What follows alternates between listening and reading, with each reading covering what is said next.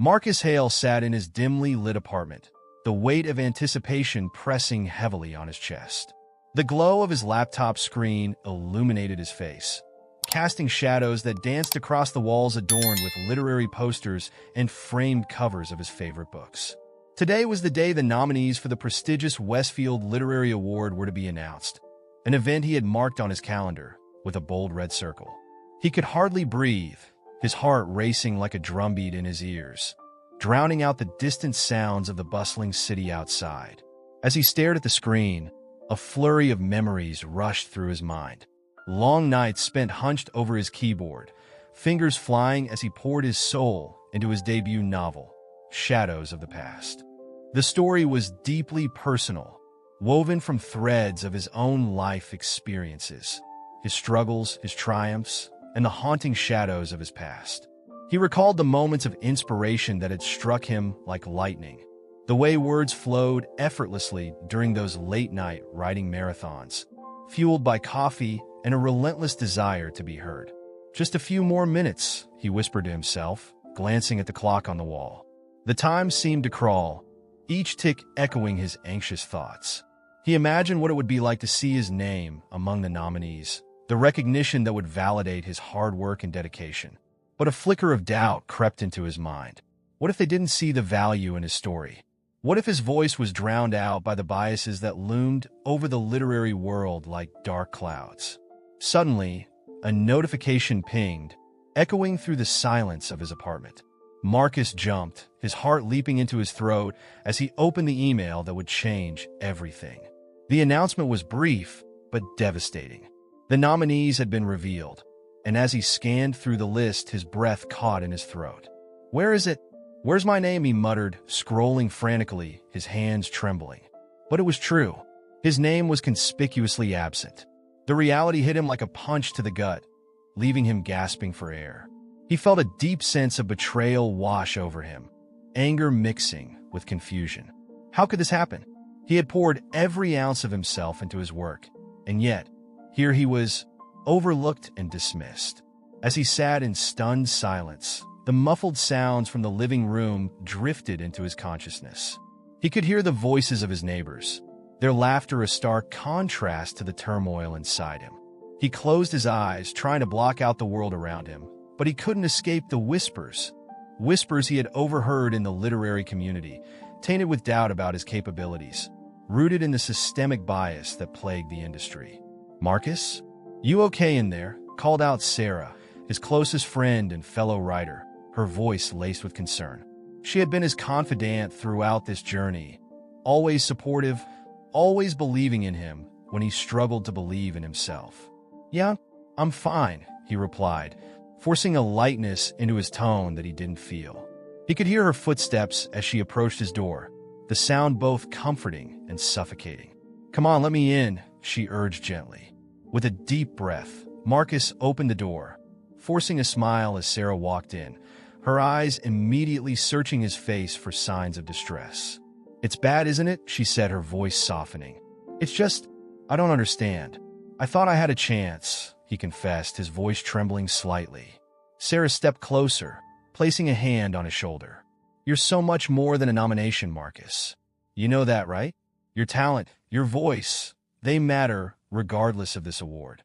But as she spoke, Marcus felt a fire ignite within him, a blend of pain and determination. "I'm going to prove them wrong," he declared, his eyes shining with a newfound resolve. "I'll write something even more personal, something that can't be ignored. I'll show them the power of my voice." And with that vow echoing in his mind, he turned back to his laptop, ready to pour every ounce of his heartache into a new manuscript. The shadows of rejection would not define him. They would fuel his fire instead. As Marcus Hale sat at his cluttered desk, the soft glow from his desk lamp illuminated the pages he had just printed. The scent of fresh ink mingled with the fading aroma of his cold coffee, a testament to the long hours he had poured into his latest manuscript. Shadows of the Past had been a labor of love, but this new project felt different. It was raw, personal, a reflection of his soul laid bare. He shared the drafts with Sarah, his closest friend and confidant, who had always encouraged him to embrace his voice. Marcus, this is incredible, Sarah said, her eyes sparkling as she rifled through the pages. You have to submit this to publishers. It's powerful. Marcus sighed, running a hand through his hair. You really think so? I mean, what if they reject it? What if it's not good enough? His voice trembled slightly, revealing the self-doubt that gnawed at him. Stop it, Sarah said firmly, her tone leaving no room for argument. You've already faced rejection, but that doesn't define you. This is your chance to show them what you're made of. She leaned closer, her expression earnest. You have a voice that deserves to be heard. Don't let fear hold you back. Marcus looked down at the pages spread across his desk, the words he had painstakingly crafted now seeming to shimmer with potential. What if they don't see it? He murmured, lost in thought. They will, she assured him. You just have to give them the opportunity. Her enthusiasm was infectious, and he felt a flicker of hope ignite within him. Meanwhile, outside of Marcus's creative sanctuary, the literary world was buzzing with controversy. The Westfield Literary Award was under fire for its glaring lack of diversity. Social media exploded with hashtags demanding accountability, and the absence of Marcus's name from the nominees was a focal point in the discussions. Influential literary critics and everyday readers alike were vocal about the biases that had long plagued the industry. Have you seen this? Sarah asked Marcus one afternoon, her phone in hand, a frown creasing her brow. It's everywhere. They're calling for the committee to resign. Marcus felt a heavy weight in his chest as he scrolled through the posts. Each tweet and article stirred memories of the rejection he had faced. It's about time, he replied, bitterness lacing his words. But will it actually change anything? I hope so, Sarah said. People are finally waking up to the realities of this industry. Your absence from the nominations is a glaring example of the problem. As they continued to discuss the growing unrest, Marcus felt a mix of indignation and a sense of urgency. The world was demanding change, and perhaps his voice could be part of that shift. He resolved to finish his manuscript and submit it, not only for himself, but for others who had been silenced by systemic bias. Days turned into weeks, and finally, Marcus received news that his manuscript had been picked up by a small but reputable publisher.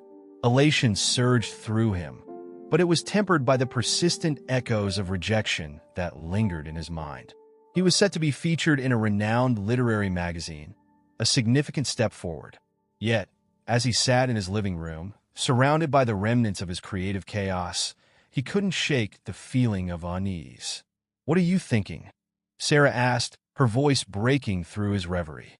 She could see the tension etched on his face. I'm happy, I really am, he replied, forcing a smile. But I can't help feeling like I'm still standing at the edge of a cliff. What if this doesn't lead to anything? Marcus, this is progress, she said, her voice steady. You've worked so hard, and now the world is starting to see you. You're not alone anymore. Look at what's happening. People are rallying for change. He nodded slowly, but the shadows of doubt still loomed large. It's just, I want to believe it's for real this time.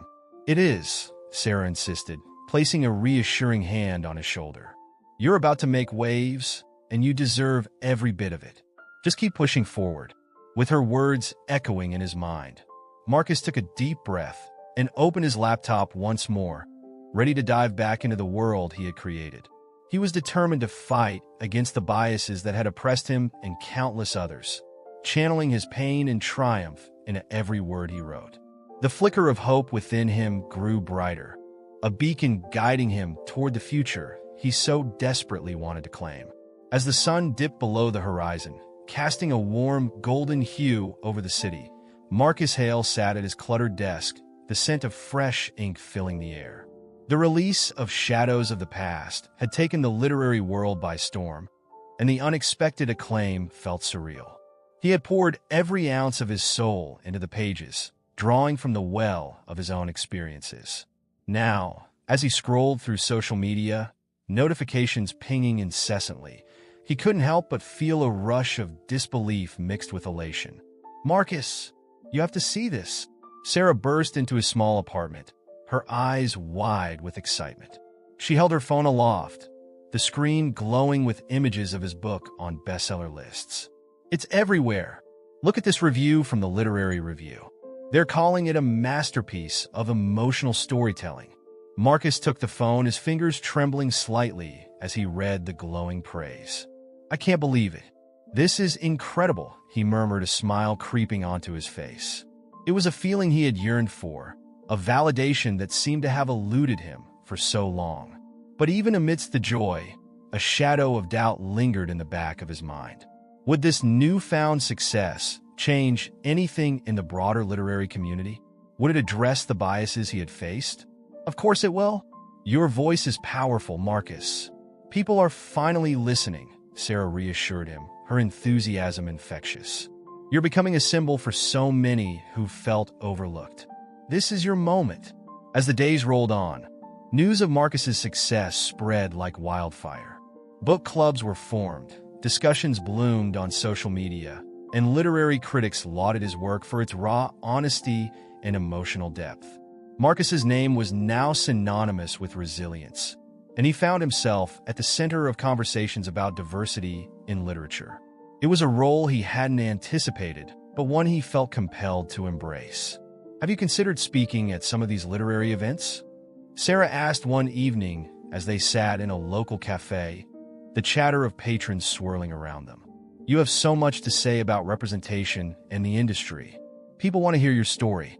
Marcus hesitated, stirring his coffee absent-mindedly. "I don't know, Sarah. What if I'm just a token? What if they only want me there because of my success, not because they genuinely care about the issues? Then you make them care. Use your platform to demand change. It's not just about you anymore. It's about everyone who feels voiceless," she urged, leaning forward, her intensity palpable. "You can be the catalyst for this discussion. Think about it. With every passing day, the backlash against the Westfield Literary Award grew louder. Critics dissected the committee's decisions, calling for accountability and change. Marcus watched the discussions unfold, feeling a mix of anger and hope. His heart raced at the thought of addressing the issues he had faced, the very biases that had nearly crushed his spirit. "If I speak out, I have to do it authentically," he said finally, his resolve strengthening. "I won't sugarcoat my experiences. They need to hear the truth." As invitations to literary events began to flood in, Marcus felt the weight of responsibility settle on his shoulders. He envisioned standing in front of audiences, sharing not just his triumphs but the pain and rejection that had spurred his journey. "This is bigger than me," he whispered to himself, determination igniting within him. The day arrived when he was to speak at a prominent literary festival. As he stood backstage, the echo of applause resonated through the curtains, sending a thrill down his spine. He took a deep breath, reminding himself of the importance of his message. When his name was called, he stepped into the spotlight, the warmth of the stage lights washing over him. "Thank you all for being here," he began, his voice steady yet filled with emotion. "Today, I want to talk about the barriers we face in literature, not just as individuals but as a community. We need to champion diversity, not just in who gets published but in the stories we tell and the voices we amplify." The audience listened intently, and he could see heads nodding in agreement. He spoke of his own journey, the struggles, the heartache, and the burning desire to be seen and heard. With each word, he felt the collective energy of the room shift, an acknowledgement of shared experiences among writers and readers alike. As he concluded, the applause erupted, a thunderous affirmation of his words. Marcus stepped back, his heart racing, knowing that this was just the beginning. He had ignited a spark, and for the first time, he felt that change was not only possible, but inevitable. The Westfield Literary Award Committee sat in an oval conference room, the air thick with tension as they faced the mounting backlash from the literary community. The walls, adorned with portraits of past winners, seemed to loom over them, a constant reminder of the legacy they were now jeopardizing. A large wooden table separated the committee members, each one visibly grappling with the gravity of the situation. "We can't ignore it any longer," said Helen, the youngest member of the committee, her voice wavering slightly. She pushed her glasses up the bridge of her nose, glancing at the others. "The criticism is getting louder. We need to address our lack of diversity, and we need to do it fast. Richard, a senior member with a reputation for his traditionalist views, crossed his arms defensively. And invite Marcus Hale? You really think that's going to solve our problems? His work is unconventional, to say the least. It could alienate our core audience. Unconventional, Helen retorted. His book is a bestseller, Richard. Readers are embracing his voice. We need to recognize that. Her cheeks flushed with frustration. The other members exchanged uncertain glances, caught between her impassioned plea and Richard's rigid stance.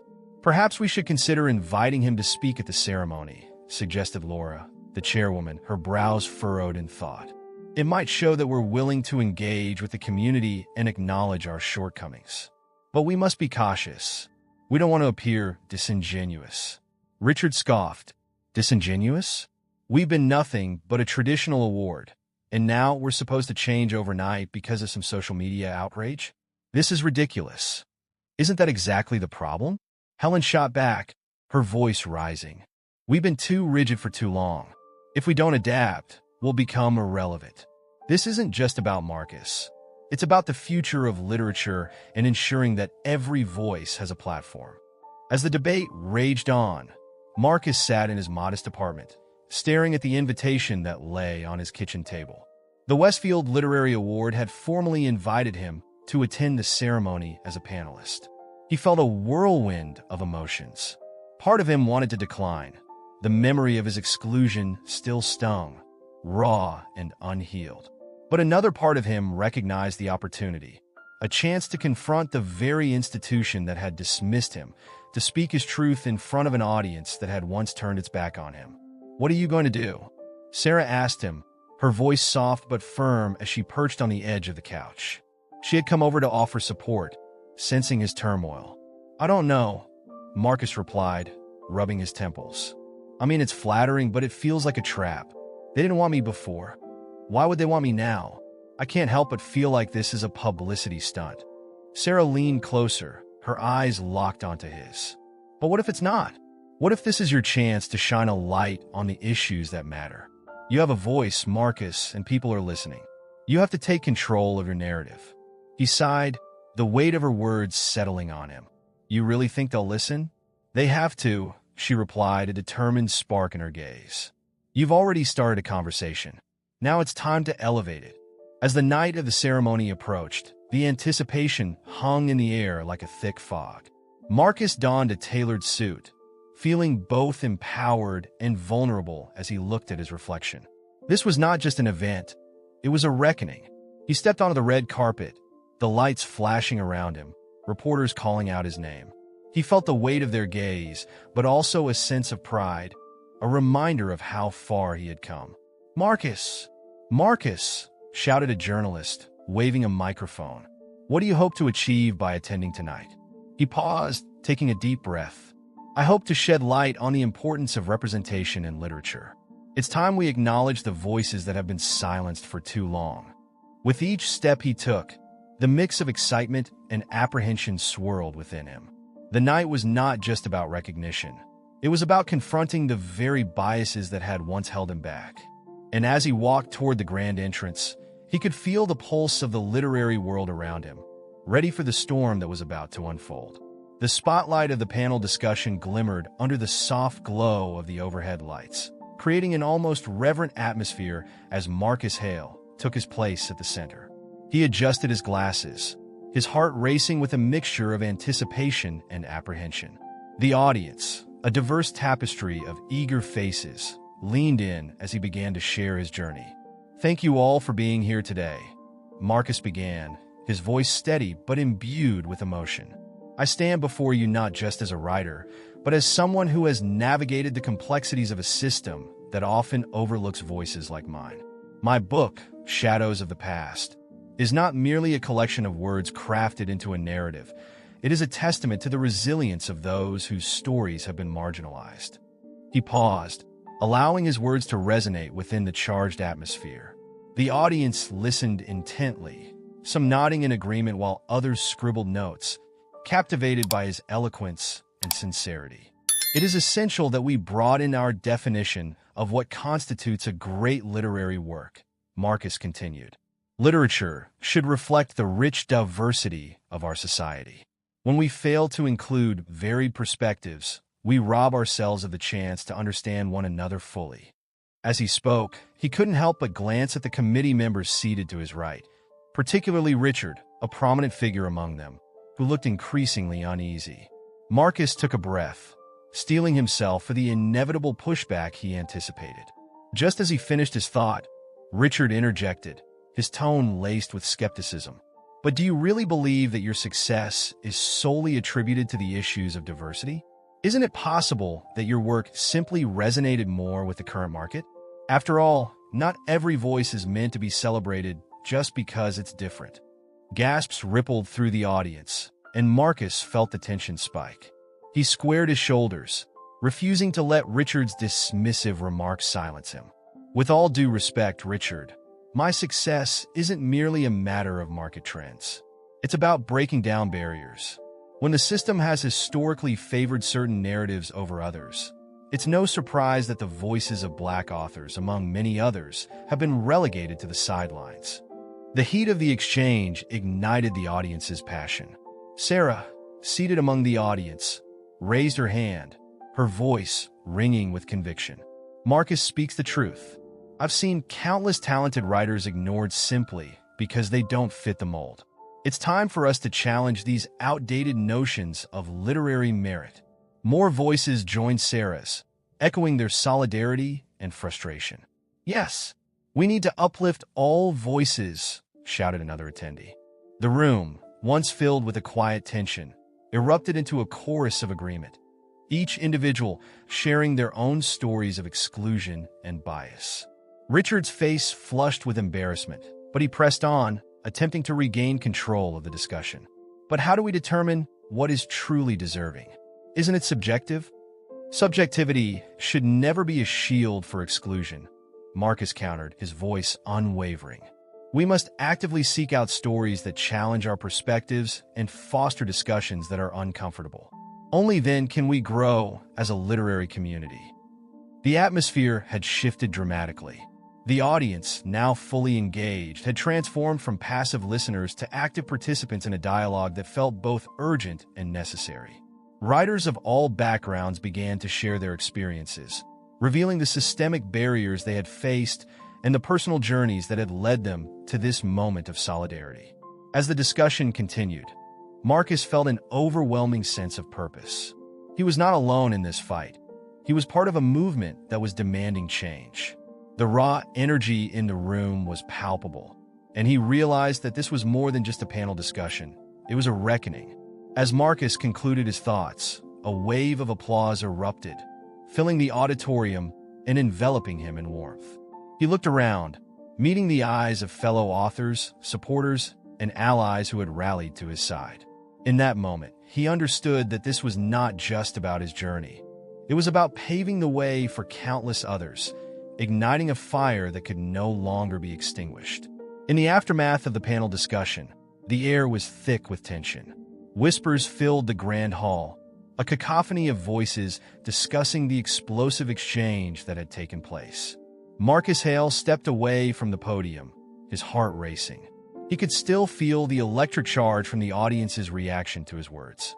As he moved through the crowd, he overheard snippets of conversation, some praising him, others still grappling with the implications of the evening. "Did you see how he stood up to Richard?" a woman exclaimed, her voice brimming with admiration. "It was about time someone said it." Marcus smiled, a sense of warmth washing over him despite the heaviness of the moment. He spotted Sarah across the room, her eyes shining with pride. She rushed over, her enthusiasm infectious.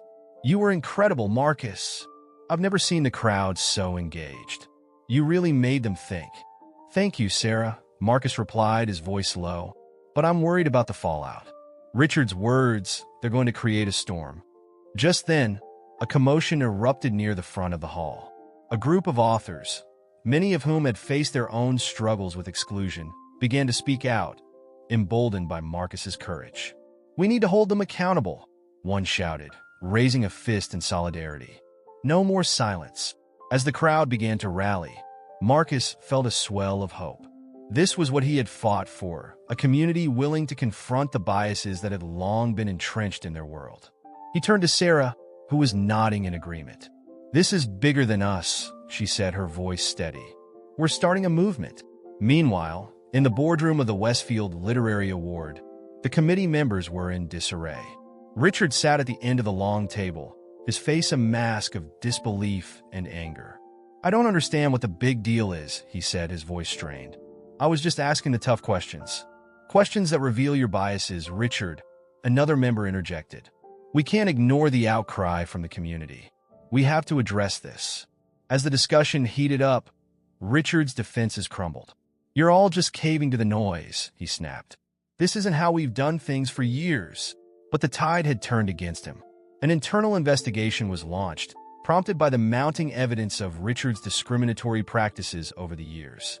It wasn't long before news of his forced resignation broke, sending shockwaves through the literary world.